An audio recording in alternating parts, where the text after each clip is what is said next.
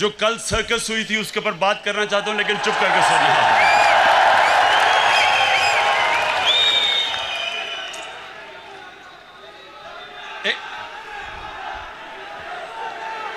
ऐसे बस मारे नहीं, आप एंजॉय नहीं करेंगे अगर आप सारा वक्त नारे मारते रहे। आप कैसे एंजॉय करेंगे? यकीन करें, आप ये जो मैं सर्कस के ऊपर बात करूंगा बड़ा एंजॉय करेंगे, ये मेरा वादा है आपसे।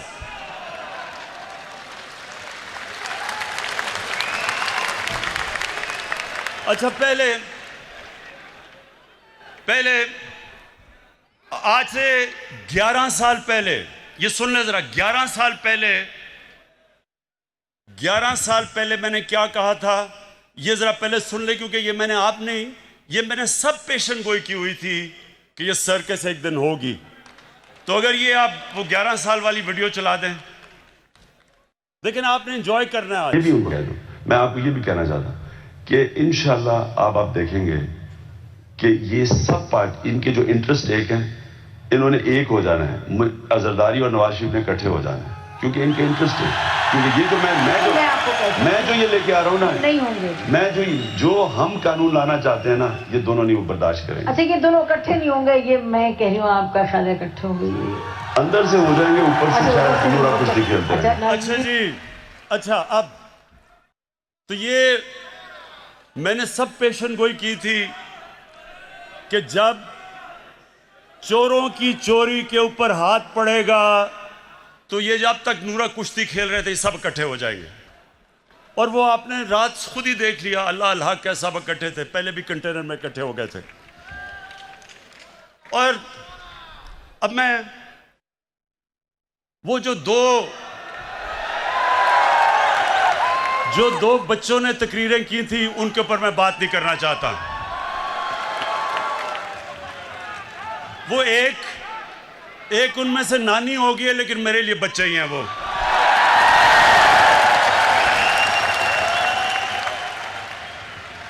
उसकी वजह है, सुने टाइगर्स, उसकी वजह है। देखें,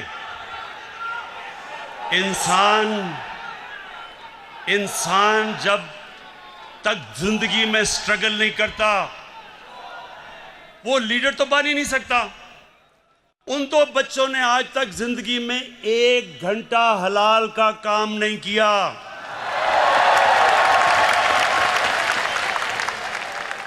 वो आज जाके लेक्चर दे रहे हैं दोनों।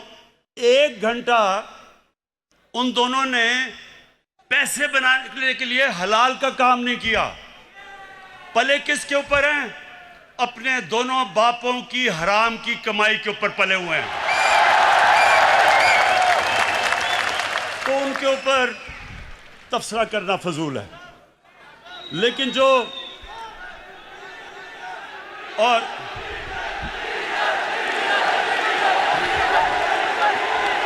देखें, जो आदमी 11 की टीम होती है, 12वें को 12th मैन कहते हैं, जो 12th मैन है उसके ऊपर मैं क्या बात करूं। अच्छा, अब मैं असल, ये बड़ा गौर से सुनना आप, अब मैंने जो असल बात करनी है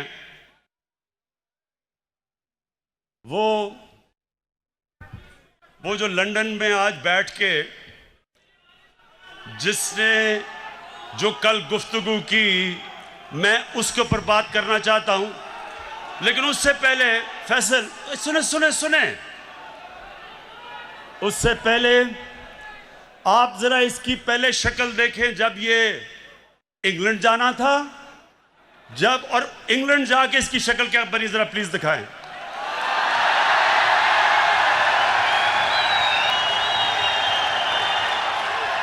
ये वही इंसान है। ये जो शक्ल थी, ये जब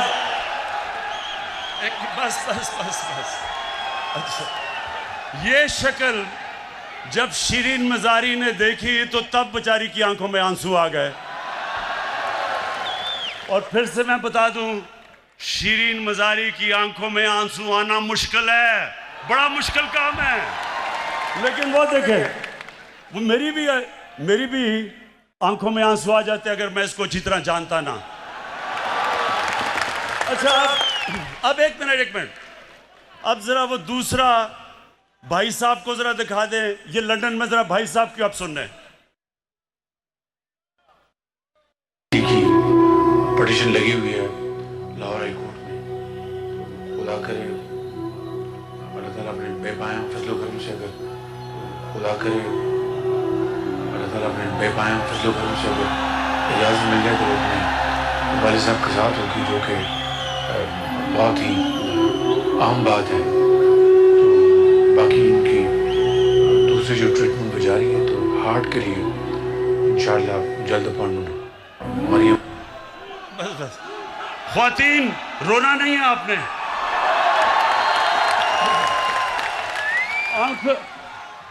अपनी आंखों के आंसू पोंछ लें। ये बॉलीवुड भी ऐसी कोई एक्टिंग नहीं कर सकता जो अभी एक्टिंग किया है। अब सोचे सुने, अब सोचे कि हमारी कैबिनेट के सामने ये एक्टिंग जब हो रही थी, शीरीन मजारी रोना शुरू हो गई, तो हमने इसको वापस ही बाहर ही जाने देना था।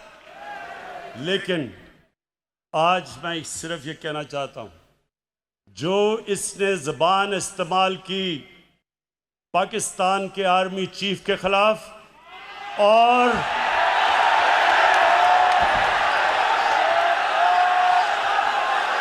ISI के डीजी के खिलाफ, मैं आज इसके ऊपर खास बात करना चाहता हूं।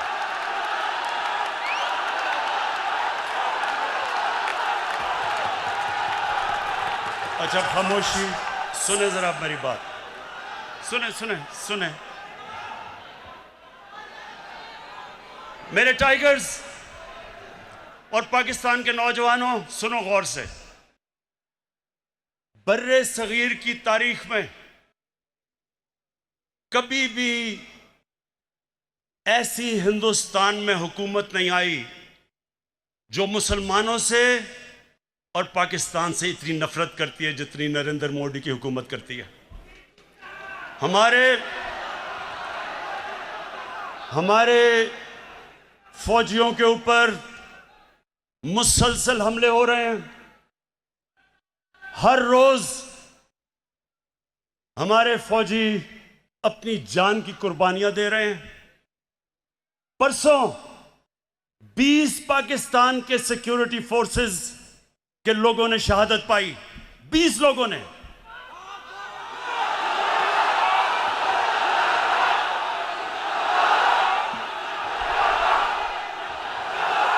और ये क्यों अपनी जान की कुर्बानियां दे रहे हैं? हमारे लिए, मुल्क के लिए।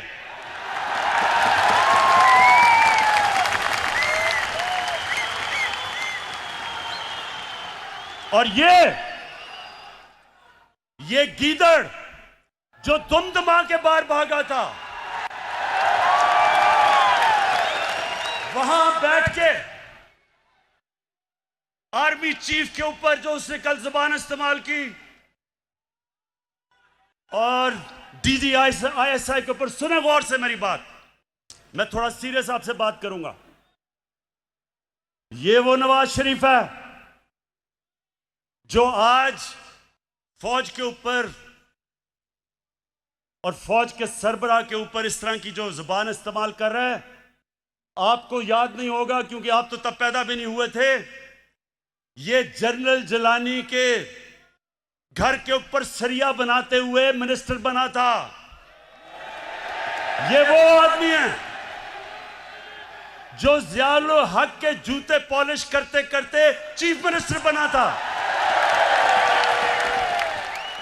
ये वो आदमी है जिसने जनरल दुरानी ISI के जब चीफ थे, पीपल्स पार्टी के खिलाफ जब इलेक्शन हुई तो मिरान बैंक से इसने करोड़ों रुपया लिया था इलेक्शन लड़ने के लिए। डीजी ISI की सुप्रीम कोर्ट को रिपोर्ट थी। लेकिन इस मुल्क की बदकिस्मती ये कि हमारे मुल्क की अदालतों ने इसकी मदद की हमेशा। ये वो आदमी है जिसने आसिफ जरदारी को 2 दफा जेल में रखा था। जनरल बाजवा ने नहीं डाला था, और उसको कहता था पाकिस्तान का करप्ट तरीन आदमी है वो जरदारी। इसको ऊपर हुदायबा पेपर मिल्क का केस उसने इसके ऊपर बनाया था, जिधर अरबों रुपए इन्होंने करप्शन करके पैसा बाहर भेजा था, वो उसने नवाज शरीफ पे बनाया था, जनरल बाजवा ने नहीं बनाया था। ये वो नवाज शरीफ है। और जरदारी, चुप करके सुने, चुप करें जरा, सुने मेरी बात। ये वो जरदारी है और नवाज शरीफ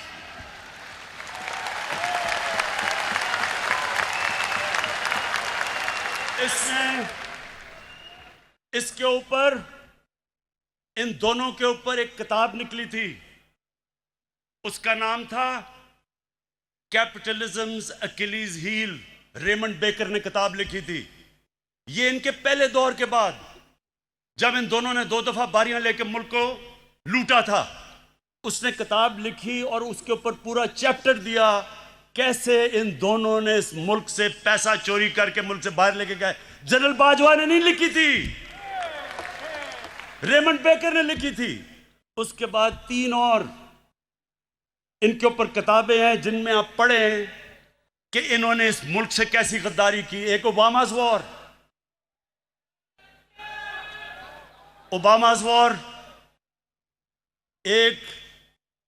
एक है सूस्कीन, उसने किताब लिखी the way of the world. उसमें वो क्या किताब में कह रहा है कि बिलावल को उनकी वालदा टेलीफोन करके, CIA ने उसका टेलीफोन टैप किया, बैंक अकाउंट्स बता रहे थे कि किन किन बैंकों में पैसे पड़े हैं तुम्हारे बारे। जो बाहर, अब जरा गौर से सुने मेरी बात, क्योंकि मैंने बाहर एक केस लड़ा हुआ है, हर जाने का केस बाहर लड़ा हुआ है इयान बोथम के खिलाफ, और जीता था केस। वहां सुने वहां क्या होता है, वहां जब आप कोई किताब लिखते हैं, 4 किताबें मैंने बाहर पब्लिश करवाई हैं, एक एक लफ्ज उस किताब में आप लिख नहीं सकते। वकील बैठता है और देखता है कि क्या आप साबित कर सकते हैं चीजें, नहीं तो आप कोई किताब नहीं बाहर लिख सकते, क्योंकि इतने सख्त कानून है वहां। तो जो इनके ऊपर चीजें लिखी हुई हैं, एक गोस्ट वॉर्स है, एक और किताब, उसमें लिखता है कि नवाज शरीफ अमेरिकनों को कह रहा है कि अपने फौज यहां ले आओ। वो अपनी फौज से डरा हुआ था, अमेरिकी फौज को कह रहा था कि मुझे प्रोटेक्शन दो, उस किताब में लिखा हुआ है। सो ये वो लोग हैं, ये अपना चोरी किया हुआ पैसा बचाने के लिए ये इस मुल्क को बेच सकते हैं। इनका तो पैसा खुदा है। इन्होंने जो इस मुल्क से किया है, वो मीर जाफर और मीर सादिक ने अपनी कौमों से किया हुआ था पहले।